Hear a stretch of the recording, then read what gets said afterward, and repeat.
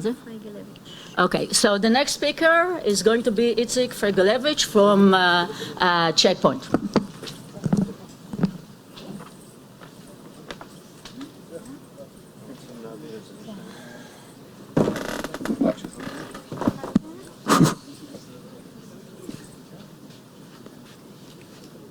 עובד?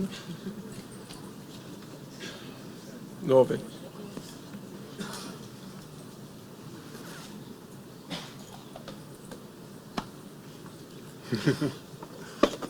אני רגוע.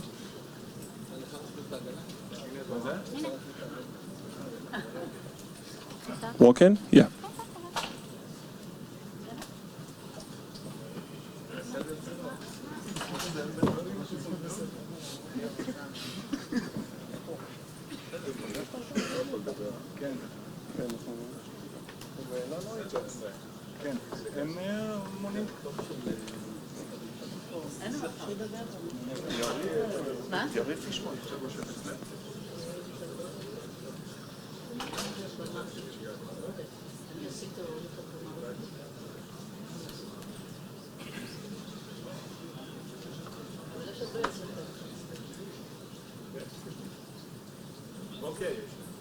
This is working? Yes.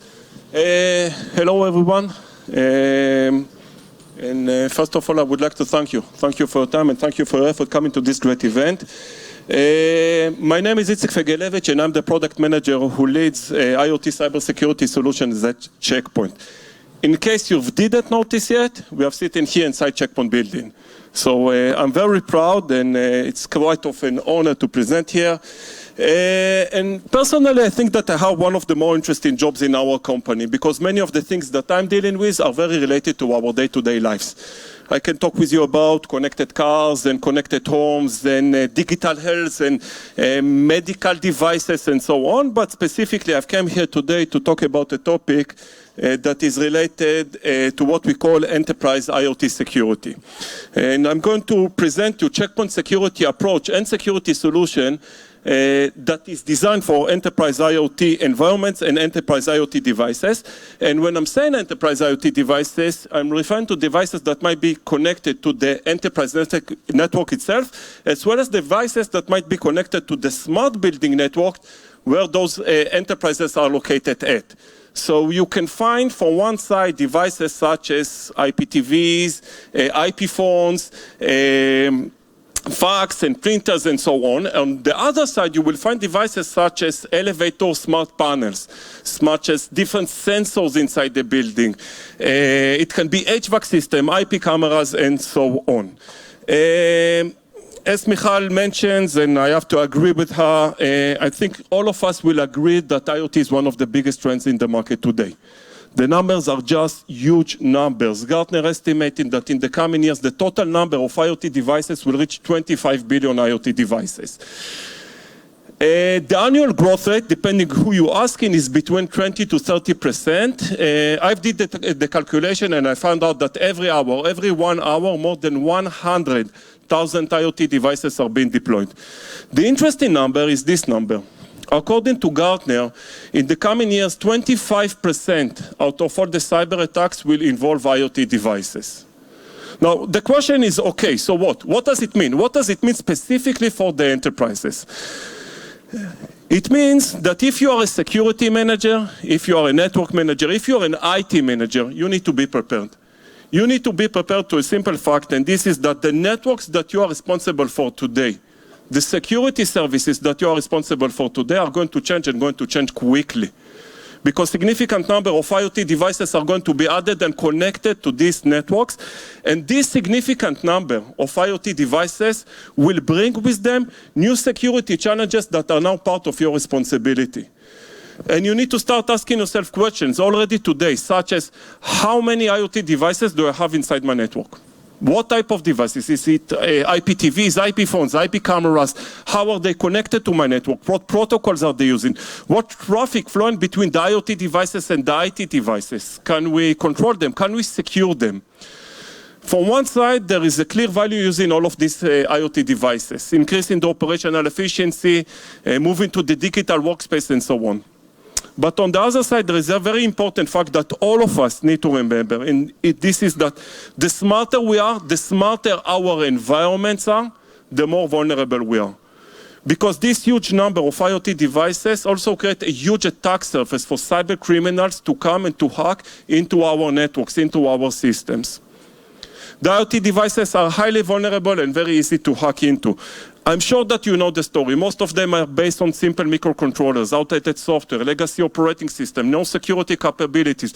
You can control and management of these devices. You can run endpoint protection in many of these devices. And in many cases, you are not even aware about devices that are already part of your networks. These are shadow devices that live in and exist inside our networks. Take for an example an IPTV. This is a typical IPTV that you will find in almost any meeting room today. We've connected it to the corporate network, might even connected it to the internet, and probably it is based on Android or Android-like operating system. A few weeks ago, we had a meeting in this meeting room, and one of our guests connected a USB device to this IPTV. He wanted to share with us a large marketing video file. Guess what?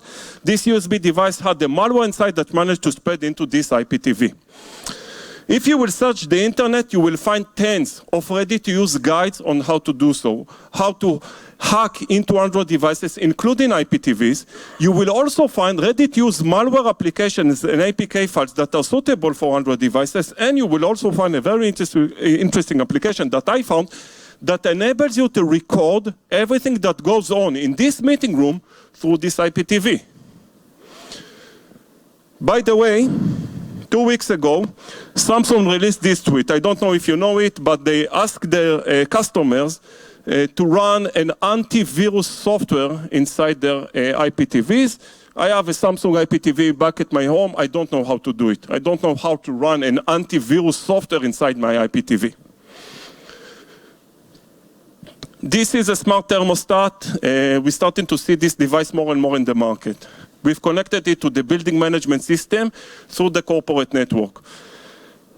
If you will go to the vendor site, and it's depending on the vendor and the device type, but probably you will find the user guide of this smart thermostat. You will also find instructions on how to replace the firmware inside this smart thermostat, and you will also find the default username and password. I can assure you no one ever changed it. And the hacker can now access this smart thermostat, change the software inside, and create a backdoor into the corporate network. This is a true story. Now, try and ask yourself, have anyone ever configured a smart thermostat device in the security management system? This is a HP Fax Machine. Our research team about 2 years ago found a very disturbing vulnerability in this fax machine. They found out that you can hack into this fax machine through the telephony network. Sending a specific fax through the telephony network to the fax machine will open a backdoor into the corporate network. So again, the hacker can hack into your network through the telephony line.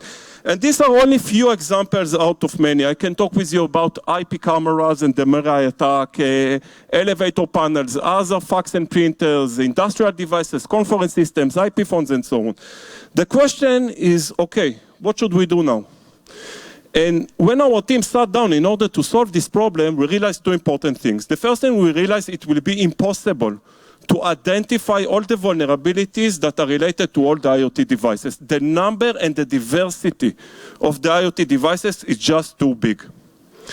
The second thing that we realize is, okay, let's accept the fact that these are vulnerable devices, and probably someone will manage and hack into them. It's changing the problem. And the new problem will not be about blocking the attacker, it will be about identifying and isolating the infected devices. Now, if we can combine it with our great threat prevention capabilities, and this is what we are doing at Checkpoint, threat prevention. If we will combine it together, this combination will enable us to present you a very good security solution that will first prevent unauthorized access to the IoT devices, and then to try and manipulate them, damage them, or to use them in order to get into your networks. And second, in case of an infected device, we should identify this device, mitigate it, and isolate it. And this is what we would like to do. And our solution consists of 4 components. Starting with discovery and visibility, it is very simple. At the end of the day, you can't protect what you don't know. So we need to start by identifying the IoT devices that you have inside the network. Then we need a policy management that can handle the IoT devices, that understand the IoT devices language. We need a threat prevention that can identify and prevent IoT malicious intent, and security enforcement is the component where we actually blocking the unauthorized traffic. For the discovery and visibility, we're using discovery engines that we are deploying inside the network, and using deep packet inspection techniques, we automatically identify the IoT devices with granular information. So for each of the devices, we will be able to tell exactly what device is it, who is the vendor, what operating system is it using, firmware version, and so on. Inside the policy management, we have added the ability to define security rules that are based on the IoT devices attributes. So we will be able to define a rule saying something like that. I would like all the all the IP cameras in my building to be able to communicate with the building management system only if they're using a specific protocol, in this case, OnVIF protocol. Or all the Hikvisions can communicate with hikvision.update.com only if they're using HTTPS protocol. So this will be the first step. Then we need to think about automation. We do not expect the security managers to know all the security rules that are related to all the IoT devices. So we've added automation. When the system goes up, we automatically identify the devices, generating the suitable rules, and now every time someone will connect a device, we will automatically can decide if to update an existing rule or if to add a new one. The threat prevention is the component where we identify the threats. We can do it using, for example, anomalies. We see in a configuration change in one of the devices. We see in a device that have started to work during a strange time in the night, and so on. It can be new connections that we are seeing inside the devices, and so on. We collect all of this information, and based on that, we can decide if there is an IoT malicious intent and how to block it. And the security enforcement, as I said, is the component where we're actually blocking the information. We can do it using checkpoint firewalls. It can be in the perimeter, or firewalls that we are deploying inside the network, and using different techniques to force the IoT traffic to go through these firewalls so we can control all the internal traffic and, of course, block unauthorized internal users who are trying to access the IoT devices, lateral movement, and so on. Okay, thank you very much.